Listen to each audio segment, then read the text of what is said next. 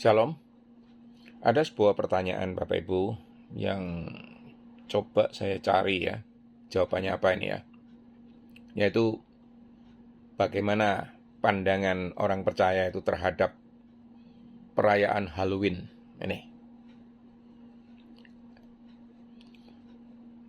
Ini sudah berlalu, mungkin sudah hampir sebulan ya, sejak 31 Oktober ya. Ini sebuah pertanyaan yang relevan bagi orang percaya di masa kini ya Bapak Ibu ya, karena banyak gereja dan keluarga Kristen yang dihadapkan pada dilema tentang boleh tidaknya ikut merayakan Halloween. Mari kita gali dulu ya, bagaimana asal-usul Halloween itu. Kata Halloween itu berasal dari All Hallows Eve, yaitu malam sebelum hari semua orang kudus atau All Saints Day pada tanggal 1 November di dalam tradisi gereja Katolik dan Anglikan ini Bapak Ibu. Awalnya hari itu dimaksudkan untuk mengenang orang-orang kudus yang telah meninggal di dalam iman. Namun jauh sebelum itu, bangsa Celtic atau bangsa Celtic di Eropa Utara sudah memiliki perayaan Samhain, yaitu sebuah festival pagan atau penyembahan berhala untuk menandai akhir musim panen dan awal musim dingin. Mereka percaya bahwa pada malam itu roh-roh orang mati kembali ke dunia dan harus diusir atau ditenangkan dengan sesaji, topeng, atau api unggun.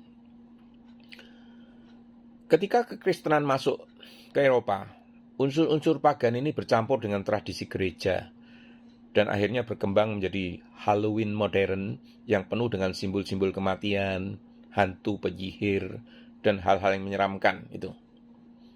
Nah, bagaimana orang percaya sekarang memandang perayaan Halloween ini?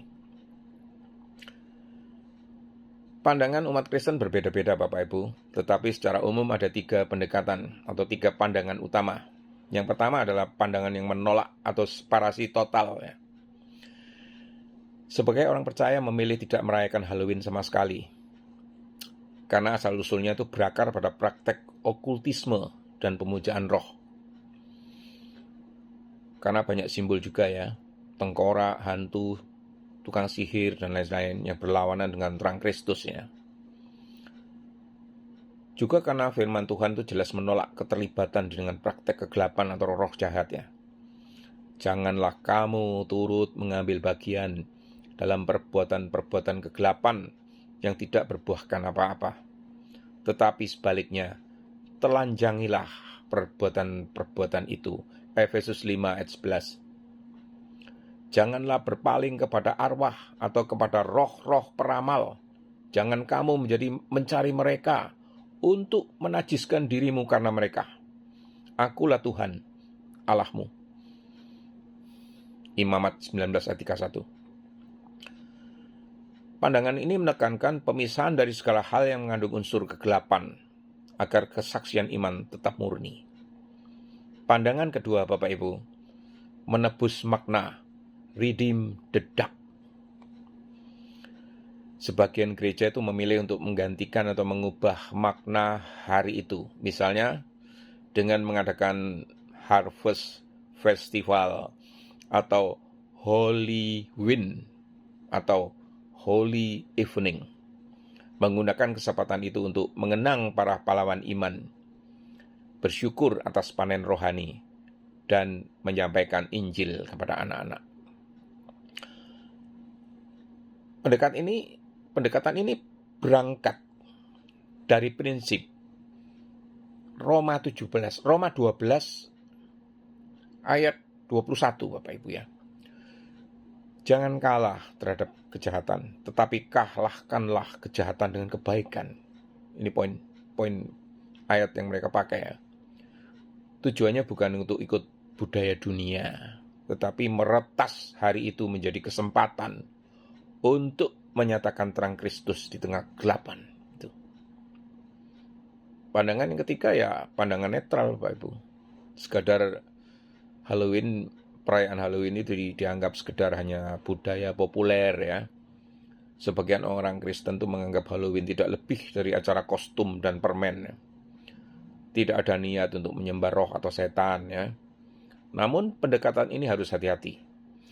Karena walau tampak lucu, banyak simbol Halloween secara tidak sadar memuliakan kegelapan dan kematian. Sebab kamu dahulu adalah kegelapan, tetapi sekarang kamu adalah terang di dalam Tuhan. Hiduplah sebagai anak-anak terang. Efesus 5 ayat 8. Orang percaya bukan dipanggil hanya untuk tidak ikut kegelapan, ya, tetapi juga menjadi terang yang menuntun orang lain kepada Kristus. Prinsipnya ini. Lah, bagaimana lalu dengan prinsip iman yang dapat kita pegang ya? Jika kamu atau keluargamu itu bergumul soal hal ini ya, renungkanlah prinsip-prinsip ini Bapak Ibu. Pertama, ujilah setiap hal itu berdasarkan firman Tuhan ya. 1 Tesalonika 5 ayat 21 ya. Coba tanya motivasi hati kita ini loh. Apakah ini memuliakan Kristus atau hanya mengikuti dunia? Ketiga, didik anak-anak untuk mengenal terang dan menolak kegelapan. Dan yang terakhir Bapak Ibu, ini paling penting Bapak Ibu ya. Gunakan kesempatan apapun untuk bersabar, bukan berkompromi. Bagi orang percaya, Halloween bukanlah hari untuk meniru dunia, melainkan kesempatan untuk memancarkan terang Kristus di tengah budaya dan mencintai kegelapan ini. Kita tidak harus mengubah semua hal duniawi, tapi kita dipanggil untuk tidak ikut arusnya dan menjadi saksi kasih karunia di dalamnya. Apa yang disebut terang itu adalah segala sesuatu yang menyatakan apa yang benar. Ini prinsip yang harus kita pegang, yang Bapak Ibu bisa baca di Efesus 5 ayat 13. Sekian Bapak Ibu, semoga Tuhan memberkati Bapak Ibu sekalian. Amin.